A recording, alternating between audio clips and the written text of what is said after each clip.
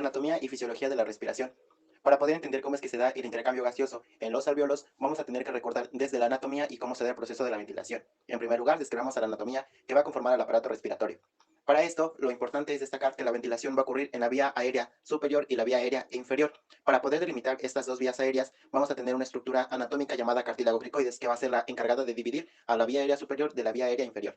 En primer lugar, la vía respiratoria superior va a estar formada por nariz, tracto bucal y faringe. La faringe a su vez se va a dividir en nasofaringe, orofaringe y laringofaringe.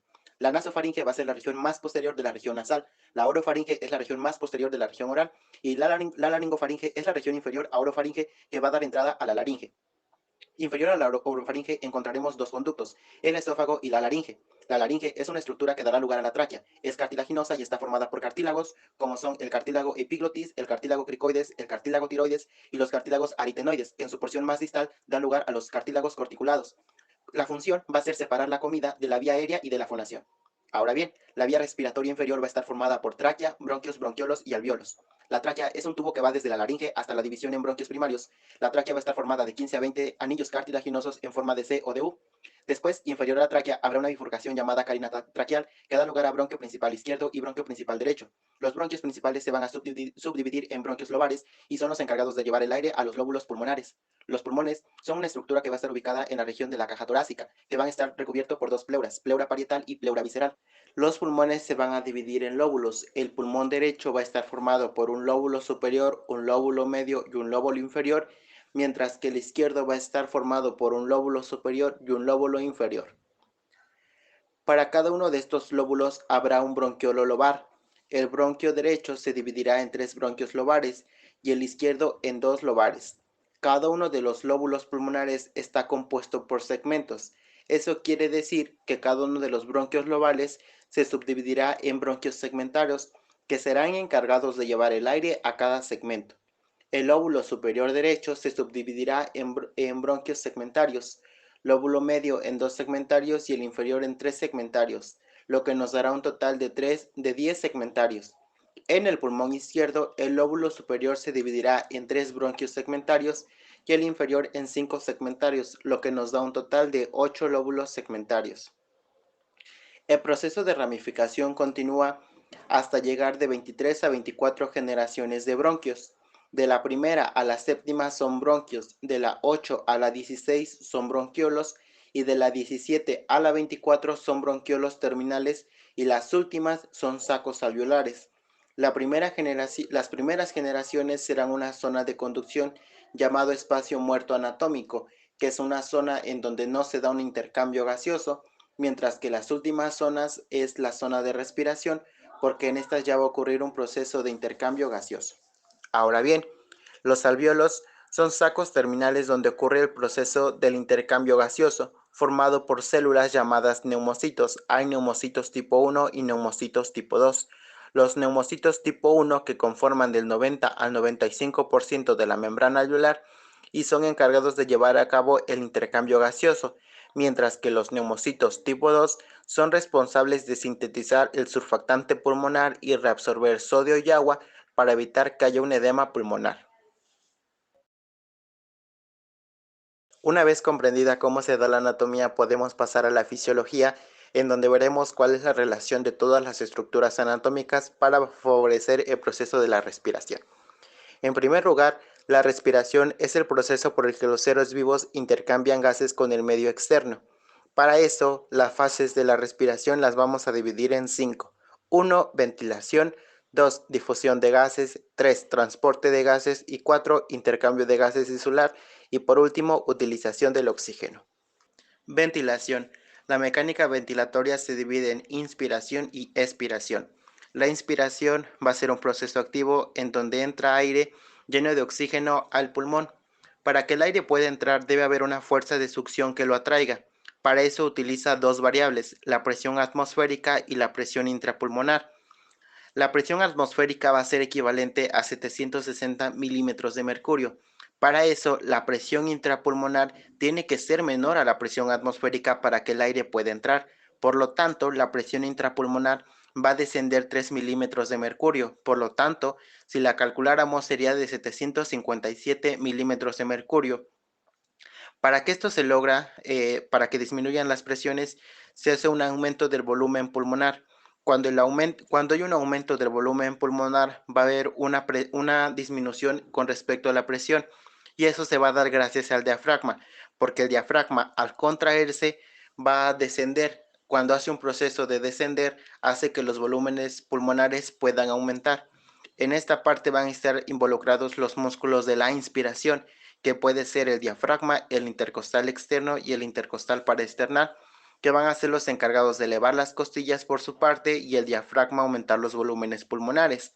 Ahora bien, podemos tener músculos accesorios que estarán dados cuando se da una inspiración forzada. En una inspiración forzada se utilizan los músculos escalenos, esternocleidomastoideo, dorsal ancho, pectoral mayor, pectoral menor, serratos y trapecio. Ahora bien, al proceso de la expiración se le denomina que es un proceso pasivo, en donde el aire que había entrado sale lleno de dióxido de carbono. Ahora la presión intrapulmonar será mayor a la presión atmosférica para que el aire pueda salir por gradiente de presiones. Si la presión atmosférica es de 760 milímetros de mercurio, ahora la presión intrapulmonar tiene que ser de 763 milímetros de mercurio. En este proceso el diafragma se relaja, lo que produce que el diafragma pueda ascender, y por ello el volumen pulmonar va a disminuir y va a aumentar la presión, lo que va a facilitar la salida de aire. Se dice que la expiración es un proceso pasivo porque no requiere la contracción de un músculo, porque esto va a estar dado por las propiedades del pulmón, como lo es la elasticidad y la distensibilidad. En la expiración, cuando hay una expiración forzada, se utilizan los músculos accesorios que van a corresponder a los músculos de la faja abdominal, que pueden ser los rectos abdominales, el oblicuo mayor, el oblicuo menor, el transverso del abdomen y los intercostales internos. Ahora que estamos viendo el proceso de la ventilación, tenemos que hacer notar las características que tiene el pulmón, que es la compliancia pulmonar. La compliancia pulmonar va a ser la capacidad de poder expandirse y regresar a su estado totalmente normal. Va a estar dado por elasticidad y distensibilidad. La elasticidad es la propiedad de un cuerpo sólido para recuperar su forma cuando cesa la fuerza que lo altera, mientras que la distensibilidad es una propiedad de un cuerpo sólido para cambiar su forma cuando lo altera una fuerza. Es decir, cuando hay un proceso de inspiración, hay un proceso de distensibilidad porque cambia la forma del pulmón tras aumentar el volumen, y cuando hay un proceso de expiración hay una elasticidad porque el pulmón regresa al volumen que tenía anteriormente y a su estado totalmente normal. Las propiedades que tiene el pulmón para poder expandirse y regresar son gracias a cómo está formado el epitelio pulmonar, que sería gracias al colágeno y a la elastina, que le dan esas propiedades de poder cambiar su forma y regresar a su estado totalmente normal. Difusión de gases. Para que se dé un correcto o una difusión de gases adecuada, va a tener determinantes, que serían las leyes de los gases y las variables estructurales. Veamos primero las leyes de los gases. Las leyes de los gases, en primer lugar, tendremos a la ley de Boole, en donde dice que a mayor volumen va a haber una menor presión. Si imaginamos que tenemos un contenedor, las partículas chocan entre sí teniendo una presión. ¿Qué va a pasar cuando hagamos una disminución en el volumen D? Va a haber una menor presión porque al haber cambiado el área ser más chica, las partículas se van a tener que adaptar a chocar entre ellas de una manera totalmente diferente, manteniendo la presión. La ley de Charles, que explica que a mayor temperatura, mayor volumen, es que cuando tenemos un contenedor, las partículas tienen una presión porque se están comportando dentro de un área totalmente específica y tienen esa capacidad de chocar. Cuando se le aplica algún calor, las partículas que están dentro van a empezar a chocar más, lo que genera una mayor presión. Por lo tanto, el volumen va a ir aumentando porque necesitan más espacio por haberse comportado al aumento de la temperatura. La ley de Henry dice que la disolución de un gas depende de su presión parcial en el aire y su solubilidad, que tendría relación con cuál es la solubilidad del oxígeno y del dióxido de carbono para que se dé un intercambio gaseoso. Y por último, la ley de Dalton explica que la presión total de una mezcla de gases es igual a la suma de las presiones de cada uno. Ahora bien, de los determinantes habíamos dicho que había ley de gases y variables estructurales. Las variables estructurales tendremos al grosor de la membrana y al área de la membrana. Primero, en el grosor de la membrana se dice que mide aproximadamente 0.5 micras. Si se llegara a engrosar esta medición, los gases van a tardar más en difundirse. El tiempo que tardan tiene relación con que cada glóbulo rojo en el capilar tenga la capacidad de transportarse en 0.75 segundos. Si la membrana se engrosa, va a haber un enlentecimiento en este proceso. Ahora, el área de la membrana, se dice que si sacáramos todo el área de la membrana pulmonar, tendríamos 770 metros cuadrados de membrana alveolar. La difusión va a estar relacionada con el proceso de ventilación-perfusión, que es la relación BQ. Se dice que la relación entre la ventilación alveolar por minuto y el flujo circulatorio por los capilares en cada minuto. La ventilación va a ser igual a 4.2 litros por minuto de gas, mientras que la perfusión va a ser de 4 a 5 litros por minuto de sangre, lo que nos va a dar una relación VQ de 0.8 a 1, que sería totalmente en un proceso normal. Ahora bien, para esto se dice que la relación VQ no es igual en todas las zonas del pulmón, lo que nos lleva a describir cuáles son las zonas de West. Las zonas de West se basan con respecto al flujo que está teniendo cada zona. Se dice que la relación VQ varía dependiendo de la zona de los pulmonares cuando la persona se encuentra en bipedestación.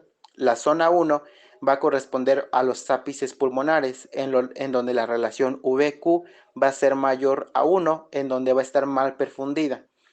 El hecho de que esté mal perfundida nos va a llevar a tener un espacio muerto fisiológico, que ya habíamos mencionado que es aquel espacio en donde no se da un intercambio gaseoso. La zona 2 son los lóbulos intermedios, que sería una relación VQ normal a 1. Es decir, en el lóbulo medio o en los lóbulos intermedios o en la zona 2 de West se está llevando a cabo un proceso de intercambio de gases. En la zona 3, que son las bases pulmonares, va a haber una relación VQ menor a 1. Podemos encontrar en esta que cuando hay una relación menor a 1 va a haber un shunt o un cortocircuito. Con eso me refiero a que cuando el aire entra, así como entra, está saliendo, es decir, no se está oxigenando ni no está llevando a cabo su proceso de intercambio de gases. Transporte de gases. Para el transporte de gases se requiere que haya una hemoglobina. Porque cuando el oxígeno alcanza los capilares pulmonares, la hemoglobina va a hacer que este sea transportado a través del interior de los glóbulos rojos. La hemoglobina va a ser la proteína encargada de transportar oxígeno proveniente del intercambio gaseoso desde los alvéolos hasta los tejidos periféricos. La hemoglobina va a estar compuesta por 4 cadenas proteicas conocidas como globinas, 2 de ellas cadenas alfa y 2 de ellas cadenas beta.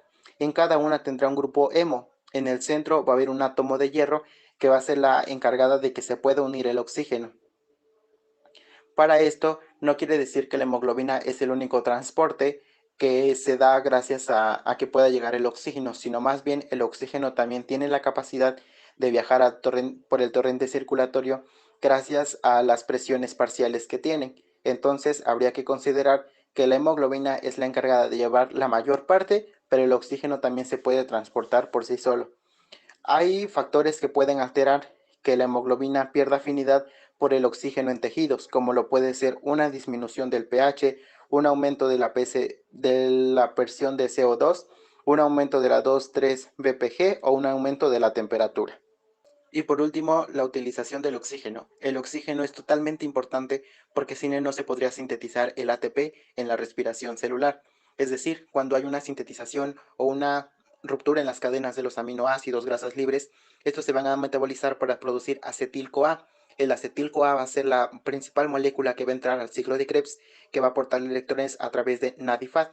El NADIFAT, dirigidos a la cadena de transporte de electrones, van a entregar electrones. Esos electrones dan energía para que el ADP más el fosfato se pueda generar un ATP, que va a ser la molécula o la energía que va a necesitar el cuerpo para cada proceso celular que esté realizando, y día a día se requiere el ATP. Al final, los protones que se encuentran en la matriz mitocondrial se pueden unir a O2 y forman también en esta parte una molécula de agua. La regulación de la respiración se puede dar por sensores, por un control central y un efector. Los sensores van a ser los quimiorreceptores, los receptores pulmonares y otros receptores que van a mandar aferencias al control central. El control central va a estar formado por el bulbo, protuberancia y otras partes del encéfalo que mandarán eferencias a los efectores que van a ser los músculos de la respiración para que se lleve a cabo un proceso de la respiración.